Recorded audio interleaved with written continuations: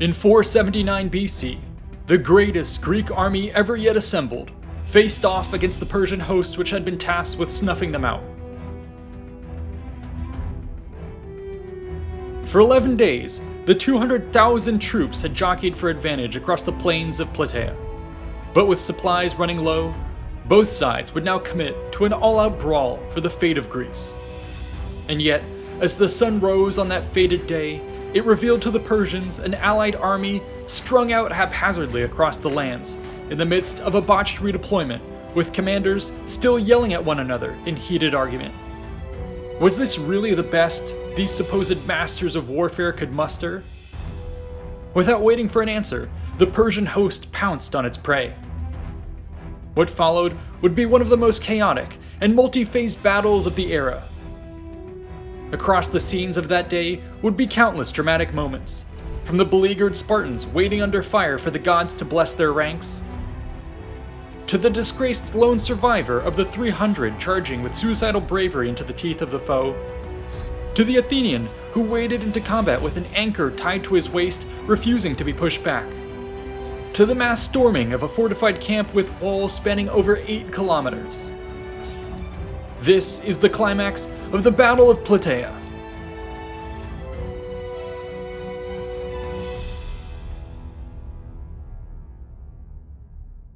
So now it's time to thank this video's sponsor, but please don't click away. I swear it'll be worth your time. This has to be one of my favorite sponsors to date.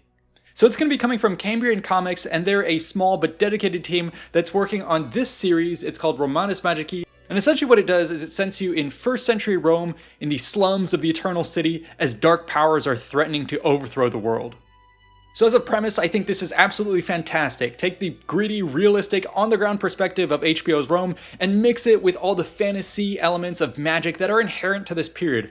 Blend them two, and you tick so many boxes that I didn't know needed to be ticked. It's absolutely fantastic. There's a ton of attention to detail in here when it comes to bringing to life the history, but then also tapping into the rich cultural tapestry of just what's going on with this world and the different ethnicities and people and their beliefs.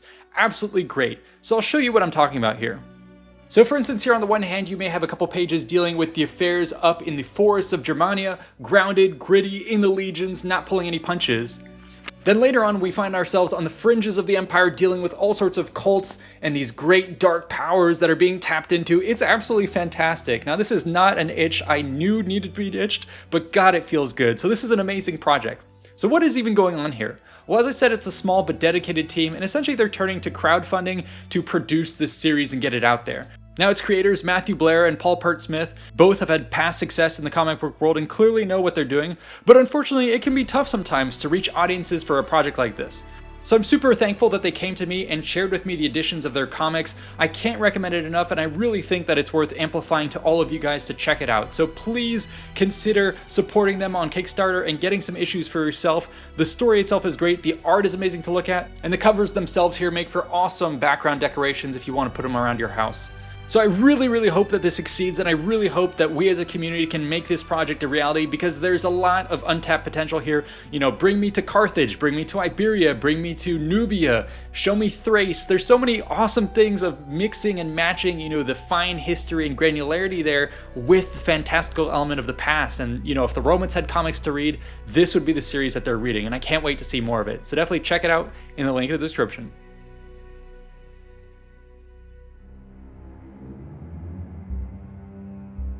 For 11 days, the Greek and Persian armies had faced off across the foothills of Plataea. Skirmishes had taken place, but to no decisive advantage. Yet with over 200,000 men in the field, and countless more non-combatants and animals to support, supplies were now running low on both sides. Thus it was that the Persian general Mardonius had decided to break the impasse with a massed attack at dawn. But in this most critical moment, his plans were betrayed by the king of Macedon, who slipped out of the camp to forewarn the Greeks. Upon being alerted, an emergency war council was called.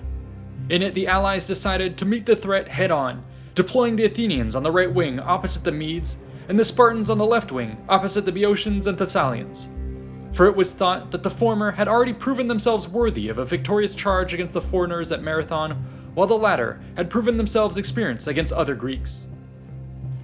As dawn came, both armies deployed for battle. The Persians marched out in accordance to Mardonius' plans, arranging themselves in a manner he felt best countered the Greek deployment of the preceding day. However, scouts now reported a new development. The Spartan and Athenian contingents had exchanged positions. In response, Mardonius halted his men before committing to the river crossing and similarly swapped his wings. Such affairs took precious hours of the day, but maintaining the desired engagement was worth the wait. Yet, just as the dust had seemingly settled, new reports came in. The Greeks were reverting back to their prior formation. Mardonius immediately countermanded his own orders: follow the original deployment. Thus, yet more hours of daylight were burned in this strategic game of chicken. Such was the frustration of the Persians that they reportedly sent emissaries to harangue the Greeks, teasing the Spartans in particular for leaving the fighting of the Persians to the Athenians. But Mardonius was not one to merely hurl insults. Bold action was needed. Therefore, he now launched the full force of his cavalry across the river Asopus. These assailed the whole Greek army, unleashing volley after volley of javelins and arrows. Without cavalry of their own or sufficient archers, the hoplites were left to suffer through this deluge. To make matters worse, the Persians were reportedly able to gain access to the critical Gargaphia spring. Presumably, using cadavers, waste, and poisons, the assailants now spoiled the Greeks' main source of water. Such developments caused a panic among the allied generals. Herodotus reports, quote, "For there were other problems which troubled them. They had no food left, and their followers whom they had sent into the Peloponnese to bring provisions had been cut off by the horsemen and could not make their way to the army."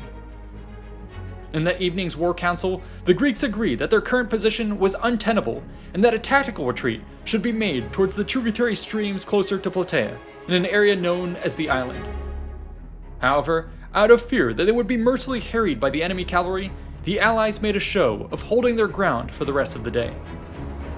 But at the second watch of the night, orders were circulated to secretly break camp and pull back. Unfortunately, in practice, this tactical retreat was executed quite poorly.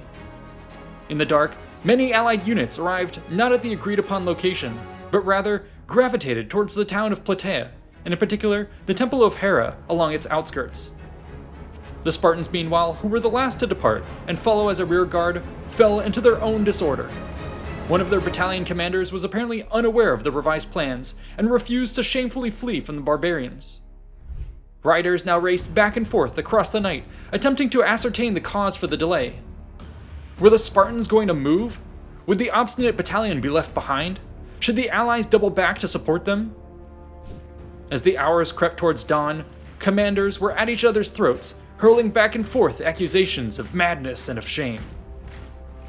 By the time the sun rose on Plataea on the morning of the 13th day, the light revealed an allied force scattered across the plains, still in the grips of indecision.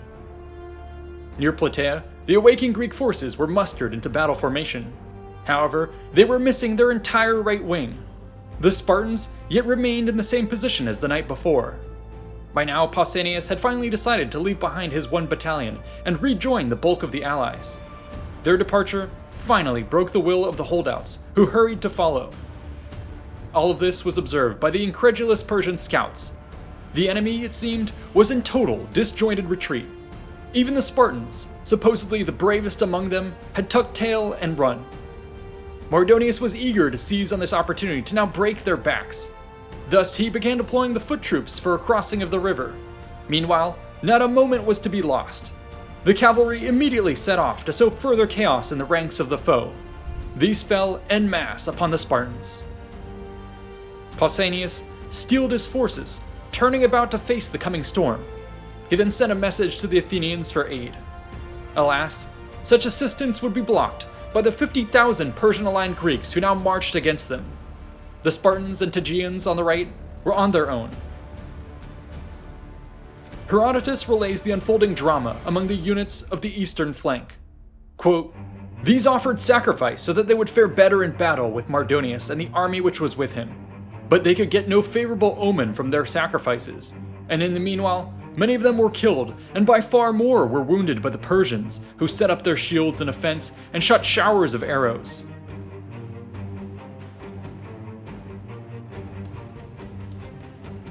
Plutarch relates further that, quote, "When Pausanias got no favorable omens from his sacrifices, he ordered his Lacedaemonians to sit quiet with their shields planted in front of them and to await his orders, making no attempts to repulse the enemies, while he himself went to sacrificing again.